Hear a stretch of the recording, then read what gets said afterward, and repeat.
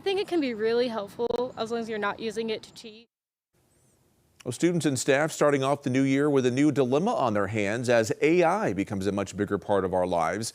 And today we're talking to officials and students about how they feel about the technology being used in the classroom.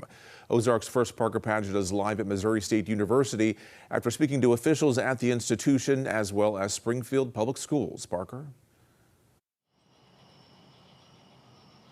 Yeah, these two educational outlets have different approaches to AI in the classroom, and SPS officials tell me they do have some restrictions for students where MSU tells me they have none at all.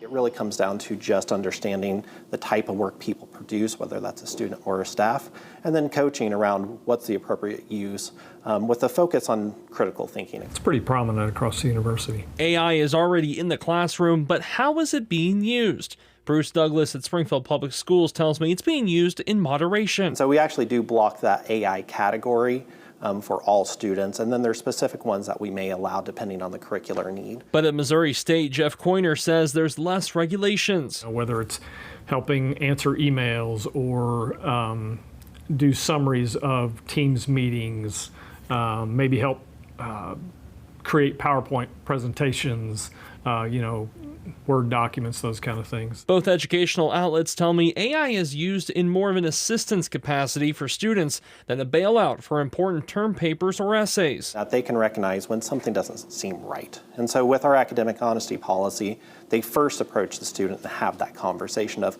hey, this doesn't look like your normal work. We've got policies there that prevent students from cheating or using resources that they're not supposed to use. I talked to students who say they've noticed an increase in AI in their learning. I think it can definitely be used for different tools and helping you I guess understand different things, but I also think it has its cons if people rely on it too much, not really understanding what they're learning and maybe not doing their own work. It could be tempting, but for generating entire projects, I think it's I think it's just dishonest, and I just can't see myself doing that. I found in lectures that the teacher talks really fast.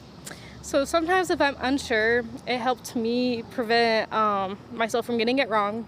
Also, it teaches me the material that I need to know. I think it can be really helpful as long as you're not using it to cheat.